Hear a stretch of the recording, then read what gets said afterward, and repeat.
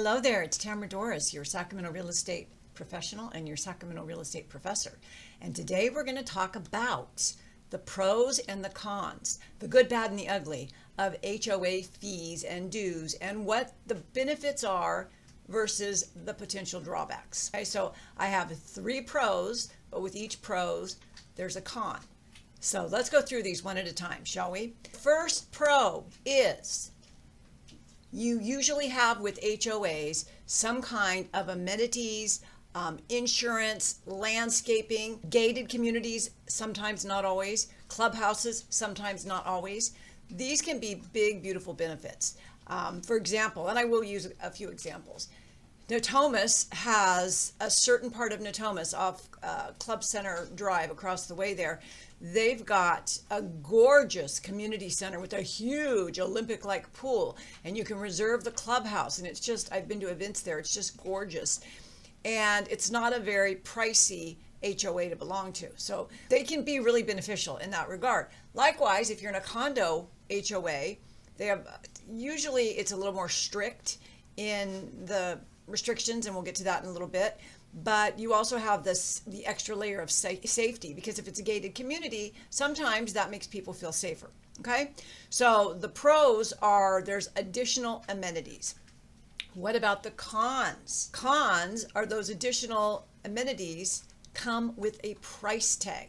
So the first con is the monthly fees can impact affordability, and they can escalate over time. Now, for example, there's a condominium, a short condominium. When I say short, I mean only about maybe 20 homes in it. And it's an older community over near Sierra Oaks. And it's like $325 a month for an HOA. Now, you need to understand when you're moving into a place with an HOA, the HOA fees added on and absorbed into your qualifications, into your price point.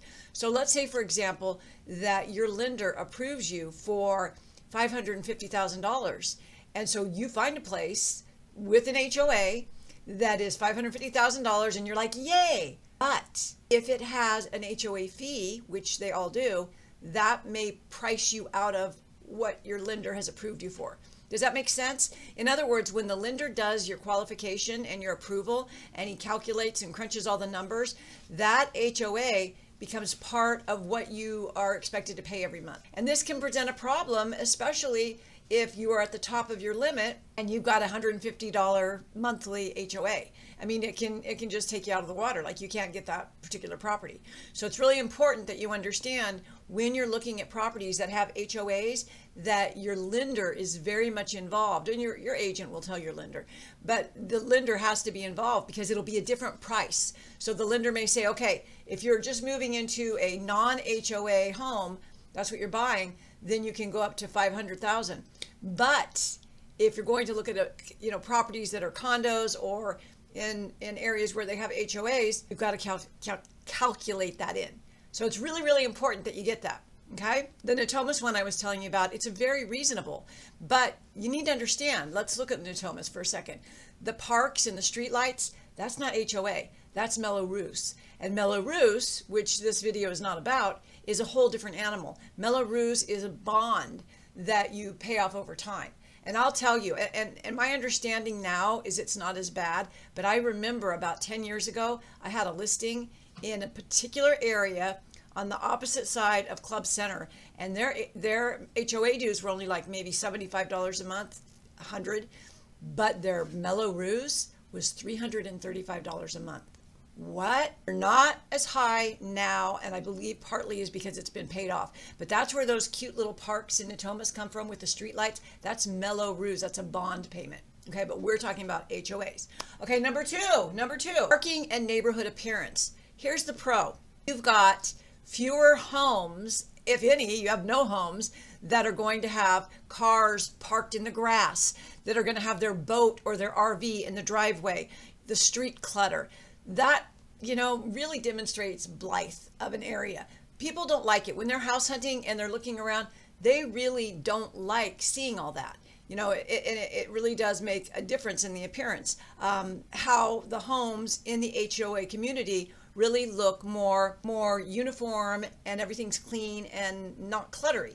However, what is the con to that? Your guests may struggle to find parking.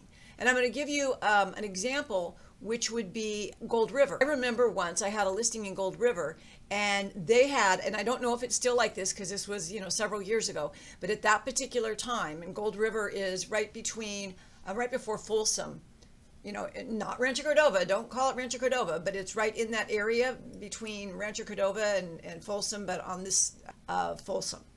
You know what I'm saying? I'm in Carmichael, so it's on this side. It's past Sunrise. Anyway, moral of the story is I couldn't even park in front of the house. I had to park in the driveway, and I had a very limited time to be there. So I don't know if they're that strict anymore, but I mean, think about it. If you can't go see a friend because your HOA doesn't allow anyone to park on the side, in front of the house, what? That's kind of crazy, right? And think about when you have parties and holidays, and you want to have a family gathering for Thanksgiving, for example. Where are your guests going to park? So that's a really big consideration if you happen to be someone who likes to entertain. I only entertain, a few times a year, but I also have a big family, so that happens all the time. If all my kids are coming over, where would they park?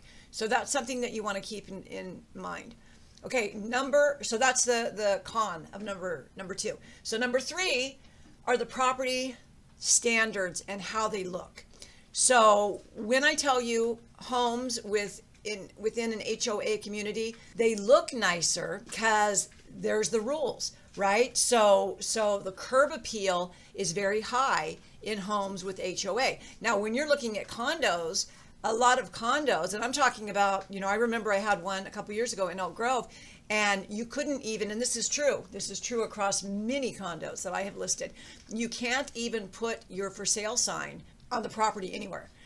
Some HOAs in condominiums and gated communities particularly will allow you to put the for sale sign inside the bedroom window of the property. You can't put a sign on the property. I have seen some cases where HOAs will allow you, I just saw one in Carmichael the other day, where they'll allow you to put it right outside the gate of a gated community. But that's something to keep in mind. Anyway, we're still talking about the pro of that.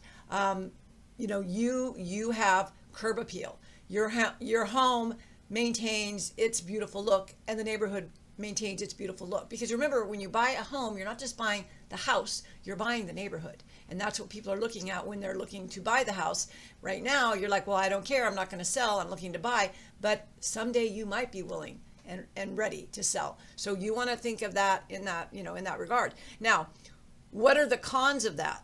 I'll go back to Gold River. In Gold River, you couldn't even decorate Christmas. If that's what you celebrate, you couldn't put certain things on your front porch. You had to be very, very careful about it. Everything had to be a certain color brown. I remember a listing I had in the brown village is what I call it, and the garage door needed to be repainted. And of course, the HOA will let you know when it needs to be repainted. But you can't just go to the store and buy brown paint. It has to be this particular number brown. You literally have to prove to them and get permission before you paint it. And that is very, very consistent with HOAs. Very consistent. If you're going to do anything on the exterior, it has to be within their color palette, if not their exact color. Like Gold River is all brown. I had a condo in the Bay Area on San Pedro, and it was all brown. Everything has to be the same color, whatever you're painting. But going back to the pro, it's really nice that the only thing you're responsible for is maybe painting the garage door.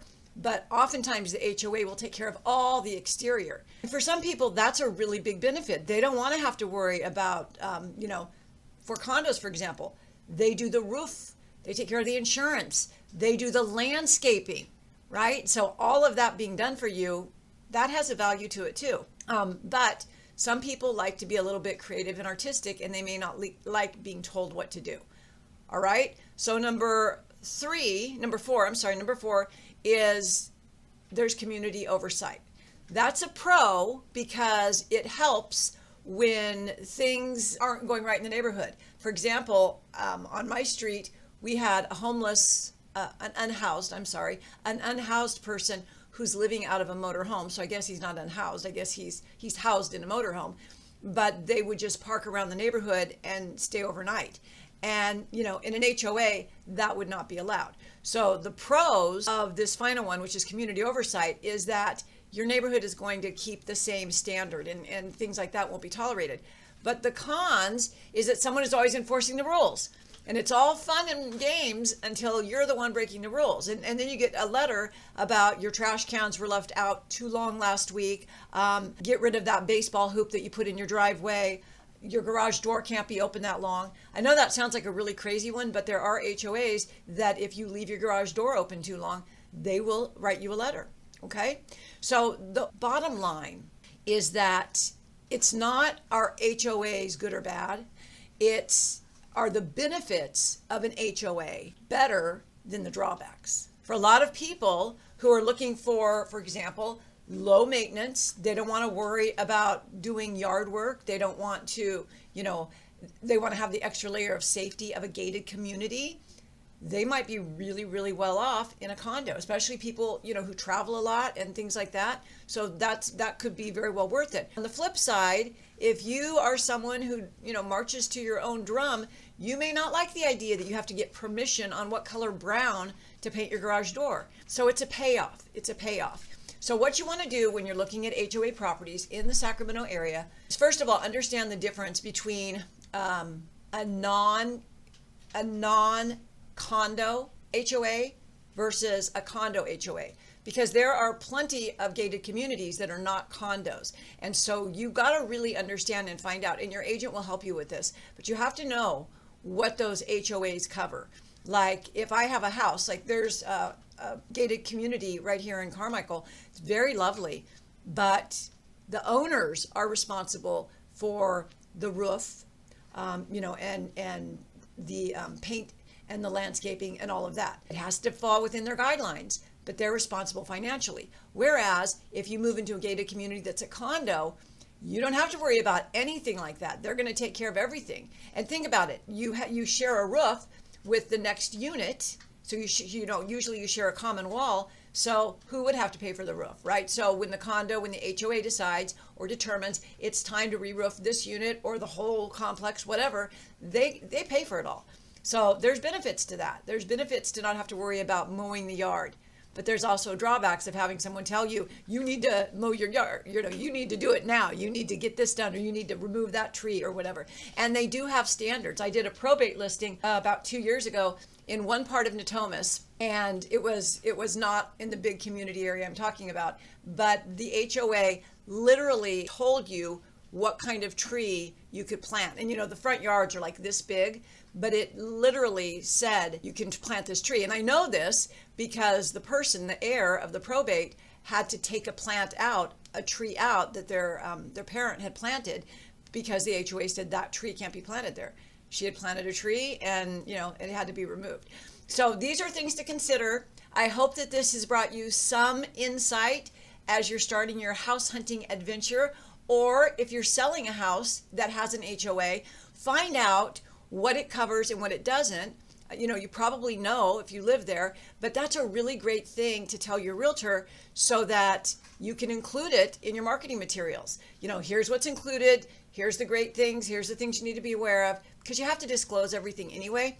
And the HOA documents are something that comes up that has to be provided in your disclosures so that the potential buyers can read them and say, okay, this is too much, this is great, whatever. All right. So hopefully you found that helpful. If you are considering buying a home and you might look at HOAs, give me a call. Look up the link below. Let's set up a time to talk. We can do a Zoom session, and I would love to meet you, and I would love to help you with your house hunting adventure. Have a great day.